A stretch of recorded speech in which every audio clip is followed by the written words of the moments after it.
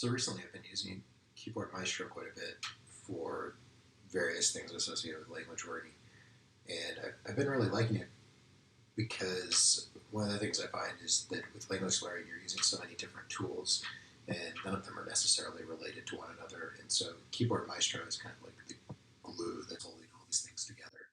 So you can call custom scripts, you can call native Mac apps, you can make web queries. And so it just allows you to tie all these things together with a couple of shortcuts. So I wasn't going to go into Keyboard Maestro itself too much because there are tons of tutorials on it. But just to give a quick overview of what you get with Keyboard Maestro is it's basically an action that's triggered by a particular hotkey combination, or you can do time triggers, or there's a ton of different triggers, but it's basically a trigger and then an action. And so this is an example of a Keyboard Maestro macro that I have for adding sentences to my Anki cards. And so when I push this hotkey, it's going to take this action, which is basically going to copy the sentence into a specific CSV file, which we use for loading Anki cards. But you can also have more complicated things, like this is one to actually import the cards into Anki. Here's one for looking up words in a dictionary. Here's one for studying Spanish, so I can hide all the applications. It'll activate Anki, bring it to the center. This is actually a custom script I wrote for generating Anki cards. So this is actually calling this custom script as a shell script. So it's kind of cool in that you can tie all these different tools together that are completely unrelated to one another and have them under kind of a single system.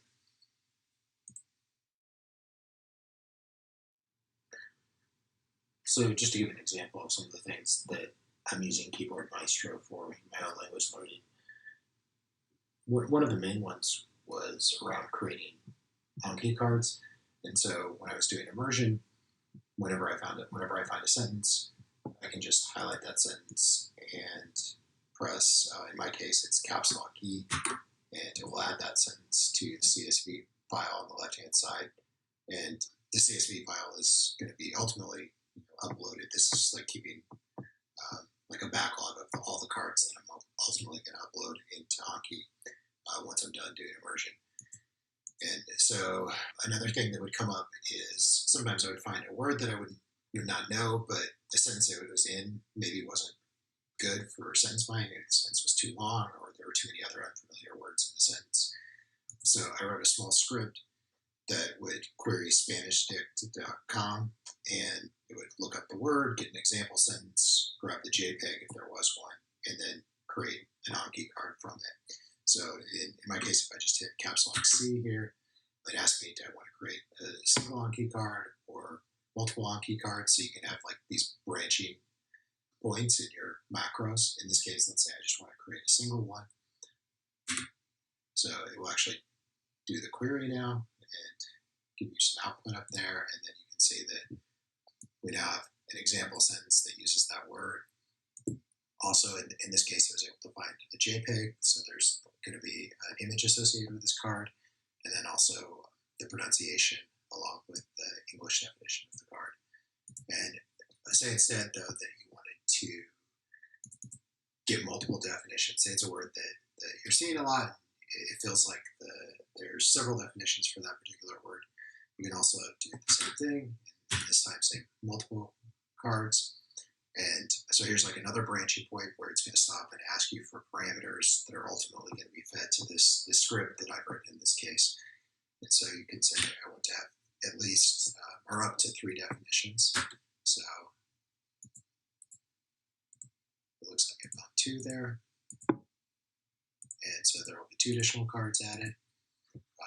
One of the other things that I was finding kind of repetitive and wanted to automate a bit more was dictionary lookups. For Mac, there's a system dictionary that you can trigger with a hotkey, and that works pretty well. But there's certain apps where it won't work, so it's somewhat variable, and it's annoying to have to remember which one it works in, which one it doesn't. So with Keyboard Maestro, I just opened up the dictionary, wrote a macro to open up the dictionary, and then copy paste that whatever's under the cursor into the dictionary. So in this case, if I wanted to look up this word, I would just hit caps lock D, And so here's my Spanish dictionary first, and also use my my Spanish to English dictionary as well. And then sometimes, when I'm reading in the browser, this isn't maybe the best example because that does have the Google Translate plugin, which is usually what I use for translation if I need to translate a complete bit of text in the browser. But again, sometimes I'll be reading something on in another app that doesn't have the Translate plugin, and I want to actually translate that text.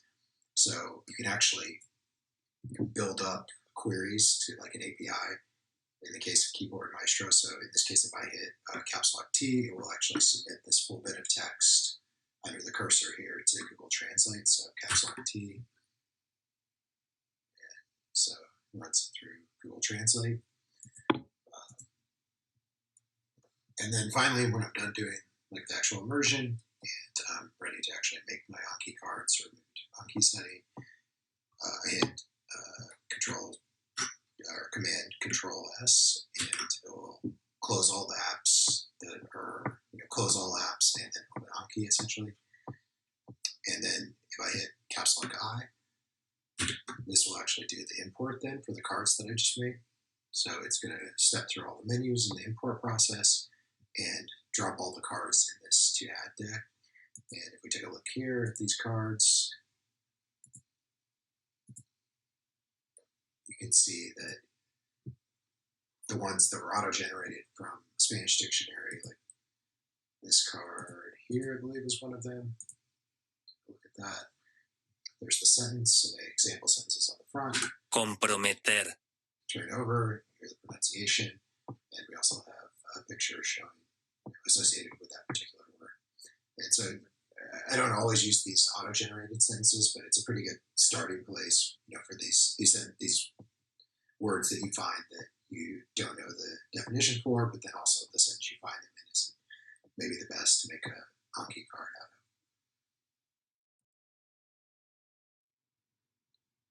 So those are the things I've come up with so far.